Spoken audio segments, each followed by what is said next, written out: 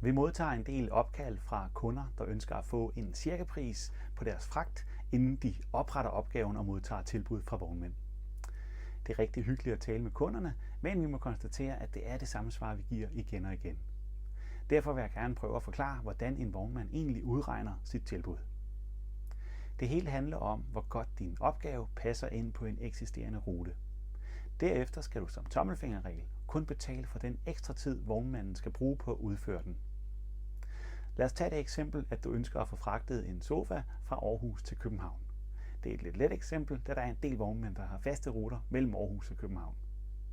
Men der vil vognmanden gå ind og vurdere, hvor lang tid han skal bruge på at afhente sofaen. Det kunne være en halv time. Så vil han vurdere, hvor lang tid han skal bruge på at levere den. Det kunne være en time. I det tilfælde skal du så betale for 1,5 times arbejde. En vognmand med en varebil tager normalt omkring 350 kroner i timen plus moms, så du vil altså skulle betale ca. 650 kroner for fragten. Jeg håber, det giver mening, ellers er du naturligvis altid velkommen til at kontakte os.